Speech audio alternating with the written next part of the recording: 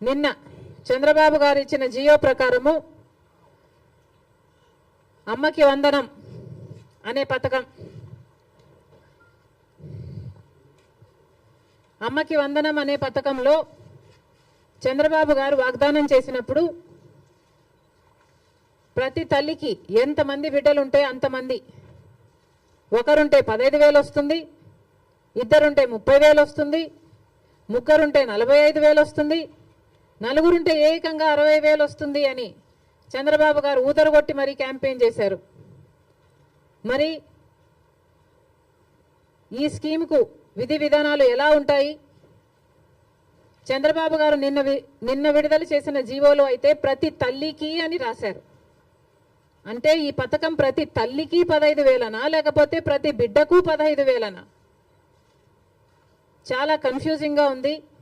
ఈ సాక్షి పత్రిక అయితే ప్రతి తల్లికి 15,000 మాత్రమే, అంటే ఒక్కరికే ఇస్తారు, తల్లికి ఇస్తారు, ఒక బిడ్డకు చొప్పునే ఇస్తారు, మిగతా వాళ్ళకందరికీ ఎగనామం పెడతారు అని సాక్షి రాయడం జరిగింది. మరి చంద్రబాబు గారు దీనికి క్లారిటీ ఇవ్వాలి. ఈ పథకం వర్తిస్తున్నది ప్రతి తల్లికి 15,000 లేకపోతే ప్రతి బిడ్డకు 15,000? చంద్రబాబు గారు వాగ్దానం చేసినట్టు ప్రతి బిడ్డకు 15,000 ఇవ్వాలని, ఆ లెక్కన నలుగురు బిడ్డలుంటే 60,000 ఇవ్వాలని మేము డిమాండ్ చేస్తున్నాం. ఇంకో మారు సాక్షిని నడుపుతున్న జగన్మోహన్ రెడ్డి గారు కూడా సమాధానం చెప్పాలి. ఇలాగే జగన్మోహన్ రెడ్డి గారు కూడా అమ్మఒడి అనే పథకం, ఆయన ముఖ్యమంత్రి కాకముందు అమ్మఒడి పథకం కింద మేము ప్రతి బిడ్డకు 15,000 ఇస్తాము అని ఆ రోజు వాగ్దానం చేశారు. తర్వాత ముఖ్యమంత్రి అయ్యారు జగన్మోహన్ రెడ్డి గారు, ప్రతి బిడ్డకు 15,000 ఇవ్వలేదు, ఒక్క బిడ్డకు మాత్రమే. అంటే ప్రతి తల్లికి 15,000 అన్నట్టుగానే జగన్మోహన్ రెడ్డి గారు కూడా వ్యవహరించారు. మరి జగన్మోహన్ రెడ్డి గారికి ఆ వాగ్దానం గుర్తులేదేమో ఈరోజు చంద్రబాబు గారు గురించి రాస్తున్నారు. జగన్మోహన్ రెడ్డి గారు కూడా ఇదే వాగ్దానాన్ని ఇచ్చి మాట తప్పడం జరిగింది. తల్లికి 15,000 అని అనకుండా ఆ రోజు బిడ్డకు ఎంతమంది బిడ్డలుంటే అంతమంది బిడ్డలకు 15,000 ఇస్తాము అని తాను చెప్పడమే కాదు, జగన్మోహన్ రెడ్డి గారి తరఫున క్యాంపెయిన్ చేసిన నేను కూడా, నాతో కూడా అదే వాగ్దానమే చెప్పించారు. ఆ రోజుల్లో నేను కూడా జగన్మోహన్ రెడ్డి గారు ఈ పథకాన్ని అమలు చేస్తారు అని నమ్మి బాయ్ బాయ్ బాబు క్యాంపెయిన్లో నేను కూడా ప్రచారం చేయడం జరిగింది. కానీ జగన్మోహన్ రెడ్డి గారు ముఖ్యమంత్రి అయిన తర్వాత అమ్మఒడి పథకం కింద కేవలం ఒక బిడ్డకు మాత్రమే ఇవ్వడం జరిగింది. జగన్మోహన్ రెడ్డి గారు ఒక బిడ్డకే ఇచ్చారు, ఇప్పుడు చంద్రబాబు గారు కూడా ఒక బిడ్డకే ఇస్తారు అని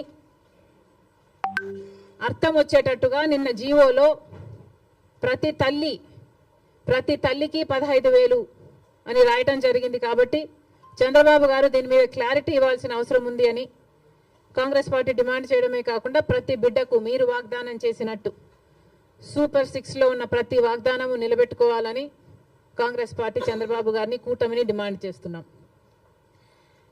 ఇక ఇటీవల క్రియేట్ చేస్తున్న కన్ఫ్యూషన్ విశాఖపట్నం స్టీల్స్, వైజాగ్ స్టీల్కి సంబంధించి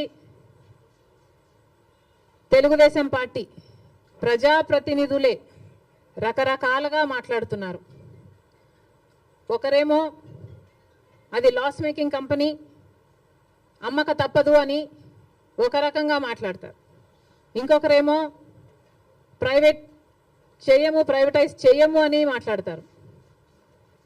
అసలు విశాఖ స్టీల్కు ఇంత ప్రమాదం ఎందుకు వచ్చిందో ఆంధ్ర రాష్ట్ర ప్రజలందరూ కూడా ఆలోచన చేయాలి. అధికారంలో ఉన్న బీజేపీ పార్టీ అయితేమి, ఇక్కడ అధికారంలో ఉన్న చంద్రబాబు గారు అయితేనేమి ఆలోచన చేయాలి. అసలు వైజాగ్ స్టీల్కి ఇంతవరకు క్యాప్టివ్ మైన్ అనేది లేకుండా పోయింది. రాజశేఖర రెడ్డి గారి హయాంలో రాజశేఖర రెడ్డి గారు వైజాగ్ స్టీల్కి ఒక క్యాప్టివ్ మైన్ ఉండాలి అనే ఉద్దేశంతో అనంతపూర్ దగ్గర ఒక మైన్ను ఐడెంటిఫై చేయడమే కాకుండా ట్రైపార్టీ అగ్రిమెంట్ స్థాయి వరకు కూడా క్యాప్టివ్ మైన్ కోసం ప్రయత్నం చేయడం జరిగింది. తర్వాత వచ్చిన ముఖ్యమంత్రులు ఎవరు పల్లి పట్టించుకోవడం మనం చూడలేదు.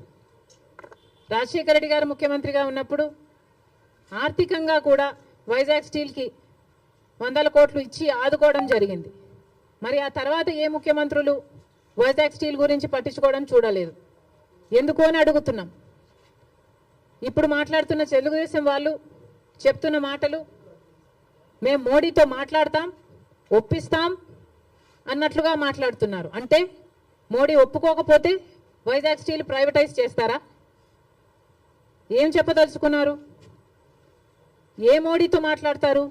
ఏ మోడీ గారైతే మనల్ని 10 సంవత్సరాలుగా మోసం చేస్తూ వచ్చారో, ప్రత్యేక హోదా ఇస్తాము అని మోడీ గారు 2014లో తిరుపతిలో మాటిచ్చిపోలేదా? మరి 10 ఏళ్ళుగా ఏం చేశారు మోడీ గారు? ఒక్క వాగ్దానమైన మోడీ గారు నిలబెట్టుకోగలిగారా? ప్రత్యేక హోదా అయితేనేమి, పోలవరం అయితేనేమి, కడప స్టీల్ ఫ్యాక్టరీ అయితేనేమి, పోర్ట్లు అయితేనేమి, ఇలాంటి ఒక్కటంటే ఒక్కటి కూడా, రాజధాని విషయం అయితేనేమి ఒక్కటి కూడా మోడీ గారు మాట నిలబెట్టుకోలేదు. మరి అదే మోడీ గారి మీద మళ్ళా మాకు నమ్మకం ఉంది, మోడీ గారు ఆదుకుంటారు అన్నట్టుగా మాట్లాడుతున్నారే. టీడీపీ పార్టీ గుర్తుపెట్టుకోవాలి, రాత్రి పడిన గుంతలోనే పగలు కూడా పడే ప్రమాదం ఉంది. ఒకసారి ఆలోచన చేసి మీరు ఎవరిని నమ్ముతున్నారో, ప్రజలకు ఏం మాట్లాడుతున్నారో, ఏం మాటలు చెప్పారో ఆలోచన చేయండి. మోడీ అంటేనే మోసం, మోడీ అంటేనే వెన్నుపోటు. ఆంధ్ర రాష్ట్రానికి ఇప్పటికే 10 సంవత్సరాలుగా వెన్నుపోటు పొడుస్తూనే ఉన్నాడు మోడీ గారు. అలాంటి మోడీ గారి చేతుల్లో వైజాగ్ స్టీల్ పెట్టడం అన్నది దారుణం. జగన్మోహన్ రెడ్డి గారు 5 సంవత్సరాలు ముఖ్యమంత్రిగా ఉండి కూడా రాజశేఖర రెడ్డి గారికి అంత ఇష్టమైన ప్రాజెక్ట్ అది అని తెలిసి కూడా రాజశేఖర రెడ్డి గారు వైజాగ్ స్టీల్స్ కోసం, క్యాప్టివ్ మైన్ కోసం ప్రయత్నించడమే కాకుండా, ఆర్థికంగా ఆదుకోవడమే కాకుండా, రాజశేఖర రెడ్డి గారు అంతా వైజాగ్ స్టీల్ కోసం చేస్తే ముఖ్యమంత్రిగా ఉండి కూడా జగన్మోహన్ రెడ్డి గారు ఒక్క ఫింగర్ కూడా ఎత్తలేదు వైజాగ్ స్టీల్ని కాపాడడం కోసం. ఎందుకు అని అడుగుతున్నాం. వైజాగ్ స్టీల్ నష్టాలలో ఉందా అన్నట్టుగా ఆ గ్రూపుల ఆర్గనైజేషన్లు వచ్చి మాట్లాడితే, అయ్యో నష్టాలలో ఉందా అన్నట్లుగా జగన్మోహన్ రెడ్డి గారు ప్రశ్నించడం జరిగింది. ఇప్పుడు చంద్రబాబు గారేమో నోరిప్పకుండా వాళ్ళ చేత కన్ఫ్యూజింగ్ స్టేట్మెంట్స్ ఇప్పిస్తున్నారు. చంద్రబాబు గారిని డిమాండ్ చేస్తున్నాం, చంద్రబాబు గారే మాట్లాడాల్సిన అవసరం ఉంది. చంద్రబాబు గారే ఢిల్లీలో మీడియా కాన్ఫరెన్స్ పెట్టి, ఢిల్లీ పెద్దలు కూటమి అందరూ కలిసి వైజాగ్ స్టీల్ ప్రైవేటైజ్ చేయబోము అన్న కాన్ఫిడెన్సు, అన్న మాట ఆంధ్ర రాష్ట్ర ప్రజలకు చంద్రబాబు గారు చెప్పాల్సిన అవసరం ఉంది. ఇవన్నీ ఒక ఎత్తు అయితే, ఈరోజు